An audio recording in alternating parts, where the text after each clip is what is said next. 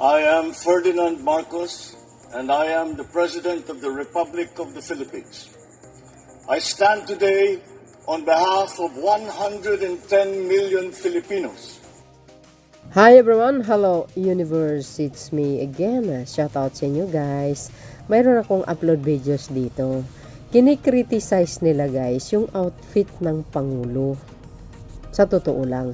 Pero ang dami rin guys na nagtatanggol ang Pangulo. At isa na po tayo doon. Alam nyo ba yung attire ni Pangulong Marcos Jr.? Pang ano yun eh. Pang Hollywood star at saka isa pa pang tawag dito, pang don, pang hari ang dating. Pero sa akin, sa nakikita ko, fashionista president talaga. Ang ganda kaya talaga ng outfit. yung mga yung mga dilis at saka yung mga ibang salot, kinikriticize nila. Si Pangulong Marcos daw, nagmumukha daw lupin. Oh, pero guys ang totoong lupin, yung yung nasa dahik. Yun.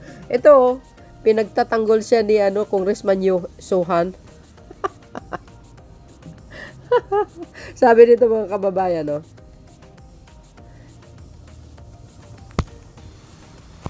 Sabi dito, pahayag ni Lordan Sohan sa mga OFW na nagkritisismo, ibinabato ng ilang OFW laban sa administrasyon.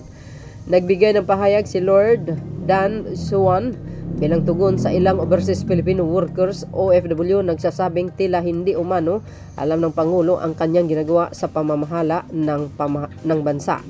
Ayon kay Sohan, wala ba kayong utang na loob sa ating Pangulo bilang reaction sa mga kritisistong ibinabato ng ilang OFW sa administrasyon. O nga, yung kakapal ng mga apog Hindi lahat ng OFW guys O nga, kung makapag-criticize, akala mo kung sino. O, 'di ba? No, wala naman silang alam nyo wag nyo sabihin na kung hindi naman sa OFW hindi naman asinsong Pilipinas, excuse me. Wag ganun kasi may nabasa ako Wag ganun. 'Di ba? Wag ganun, mali 'yun. Kahit wala kayo, uusad pa rin ang uusad pa rin ang paglago ng ekonomiya ng bansa. At hindi naman kayo pinupursige na pumunta kayo sa ibang bansa Choice nyo yan 'di ba? Kaya kayo nandyan para sa pamilya nyo. Pero wala rin kayong karapatan para batikusin ng Pangulo dahil halal po ng taong bayan yan. Dahil alam ko itong mga nagkikriticize ito, mga kababayan, yan mga na yan yung mga anti-Marcos. For sure yan. Not all the OFW is Marcos. No guys. Yung iba dyan ay yan, kritisismo niya. Kaya ayun, wala talaga silang utang na loob. O di ba? Ang dami kayang magandang nagawa ang Pangulo sa mga OFW, especially yung lunch nila dyan. Pag umuwi sila, pwede silang magpahinga dyan. Lalo na sa mga malalayong probinsya. Magluwas sila ng one day before the flight. Pwede sila matulog doon. Totoo yan. Pagdating nila, punta sila doon, pahinga, libreng pagkain, dami pa, mga benefits. Sa totoo lang, i-googles nyo kung ano yun. Na ano nila kung ano ang nagawa ng administrasyon sa OFW. Hindi nagkulang ang Pangulo. Kaya yan, kinikriticize nila ang Pangulo. Okay lang. Diba? Ganun talaga. Ayan kayong mga OFW, wala kayong utang na loob sa ating presidente. Correct. Hayaan nyo. Yang guys ito, tandaan nyo yan. Yung mga nagkikriticize sa mga Pangulo, sa Pangulong Marcos Jr., babawi yan sa 2028 sa mga taong susuportahan nila, matatalo. Remember, ang Pangulo 2022, grabe ang pangungutya, pang-alipusta sa kanya. Pero tingnan nyo. Bumulusok ang kanyang votes. Ayan ang pahayag ni Congressman Sohan. Kayong mga OFW, wala kayong utang na loob sa ating presidente. I-research nyo kung ano nagawa ng Pangulo sa mga OFW. Hindi ko na kailangan i-explain dito. Mahaba yan. Pahayag ni Representative Rosan, Lordan Yusan sa mga OFW matapos sabing hindi umano alam ng Pangulo ang kanyang ginagawa. Ayan. Isa na, guys, ewan ko ba, kahit sabihin mo, nakikita nila ang kawang gawa ng Pangulo, ang mga magagandang nagawa niya, programa, mga proyekto niya. Patay mali pa rin ang anti-Marcos. But anyway, well, who cares? Wala na tayong pakialam sa kanila. O, at least nakikinabang din naman sila. Ang Pangulo, alam nyo naman yan, kahit binabalahura ng mga kapwa nating Pilipino, 'di ba? Walang pakiyan. As long as hindi wala namang katotohanan. Ganun lang 'yun, guys. 'Di ba? Yung pangungutya nila sa Pangulo, hindi lang 'yan. Pati nga yun, sabi ko sa inyo, yung outfit niya, guys. Tinawag siyang lupin. Alam niyo yung lupin na lupin na cartoons na mahilig akyat. Kumuha ng gamit na hindi sa kanya. Yun eh. Pero sinagot ko yan sa comment section. Sabi po dito ng iba na nagtatanggol sa Pangulo. Tingnan nyo. At tingnan nyo yung outfit ng Pangulo. Ang ganda. Ayan ang kanyang outfit, diba? Ang ganda, diba? Pang yan eh. Pang Don. Pang hari ang datingan. Meet the Philippines President. Yes. Sabi po dito, guys, na nag-post. Misamis Oriental Journal. Sabi niya dito, guys. Sabi niya dyan, my personal analysis, President Marcos outfits look stylish. Yes! Fashionista nga eh. Yes! Very stylish. Pakita ko sa'yo. Ayan, my personal analysis, President Marcos outfits looks stylish. It is simple but nice. Yes. His red scarf represent his political tag. Yes, because we are Marcos loyalists. That's why. Which differs from Vice President Sara Duterte's political color is green. His robe appropriately covers his skin. And he is in the wintry New York. Yan hindi nagigets ng mga salot, guys. Ano yun? Mag-t-shirt na lang ang Pangulo? Malamig doon, di ba? He is wearing eyeglasses because he needs it most of the time. We all know that. Siyempre, baka malabo ang mata ng Pangulo. Siyempre, sa edad niya, 60 plus, di ba? Now, regardless of the negative comments from other people, President Marcos is just fine. I didn't vote for him. Hindi pala niya binoto. Pero look at naman, guys, kung paano niya naman na binigyan ng compliment ang Pangulo. I didn't vote for him as a president, but I have had so much respect of him because he is the president of the Philippines. I like his mindset, guys. Gusto ko yun. Thank you, sir. Sa iyong pagpupuri sa Pangulo. Guys, for me, kahit siguro sino ang presidente sa Malacanang, of course, I'm still respect. Why? Binuto po ng taong bayan yan eh. Pangalawa, Pilipino po siya. We should support him all the way. Not to criticize him. Because, guys, wala naman perfecting namumuno. Walang perfectong namumuno. But so far, so good. Nakikita mo naman sa Marcos administration, kahit papano, ginawa niya ng second fastest growth economy in the Southeast Asia. Ang Pilipinas. You see? Because maganda ang kanyang leadership. Matalino, maskill, ma-idea. Masolusyonan niya lahat ng mga problema. Di ba? Matulungin, maunawain, mapagmahal. Pinagtatanggol ang bansa. Especially the West Philippine Sea. Kayo, yung mga pinuno nyo, ginawa nila yan, wali. Yung mga pinuno nyo nga namumuno ng bansa, mayroon bang umasensyong ba Pilipinas? Wali. Nga.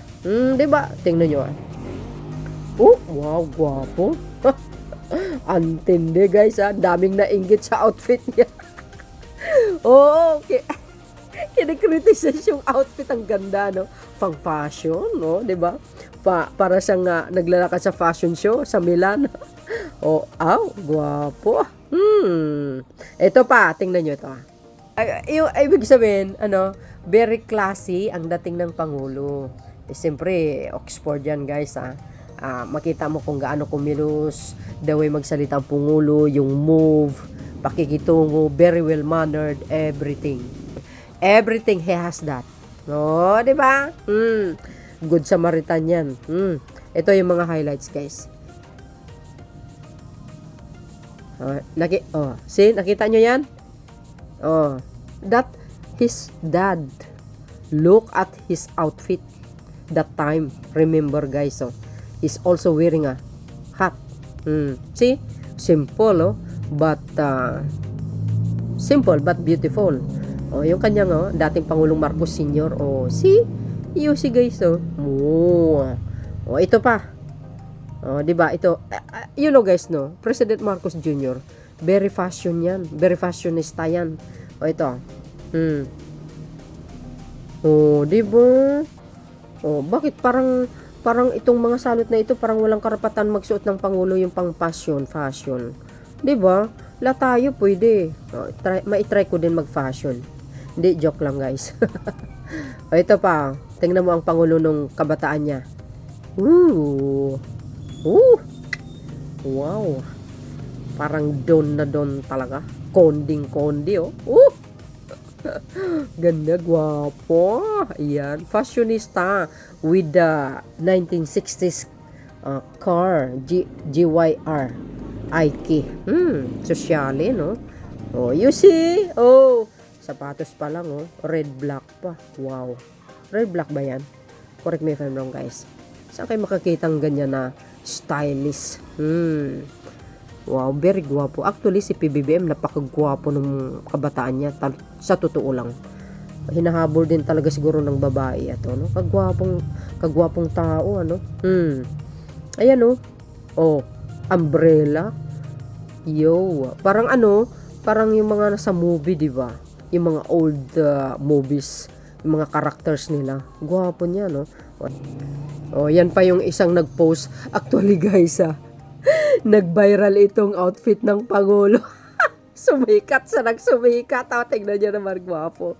Oh, parang parang nasa fashion show. Social.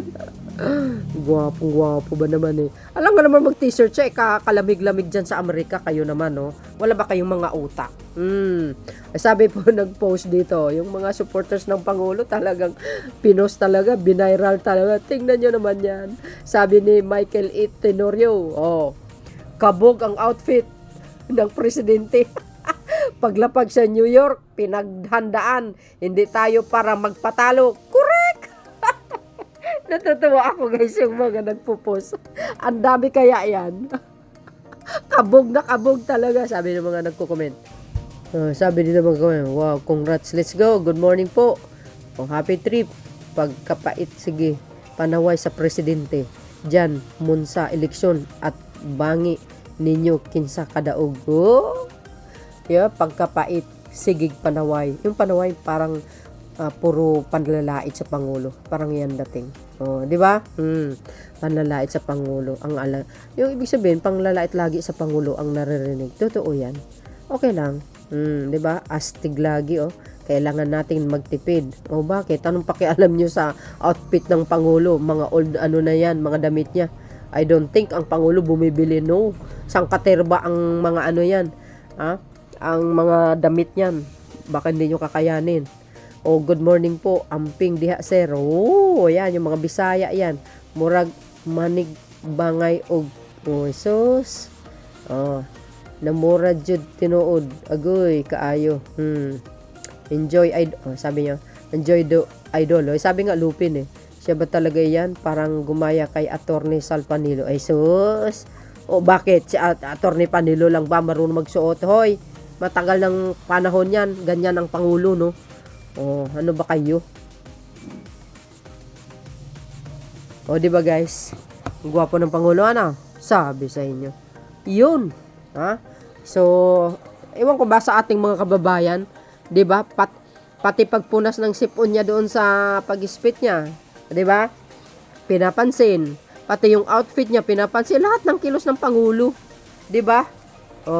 Napapansin nila, iba-viral nila 'yan. Tapos dadagdagan nilang paninira. Yung mga ugali nilang ganyan Mga salot talaga kasi. So, yun, mga best. Ano ang kapalagayan nyo? So, yun, mga kababayan. Kumbaga, i-share ko din na ito kung gaano kagwapo ang Pangulo. Ang galing, no? Thank you guys for watching. See you again on my next upload. Bye, and babus. God bless Philippines. The best president forever. My and only one favorite president in my whole life. Except yung papa niya. Bye guys, follow me and likes. See you again. Bye everyone.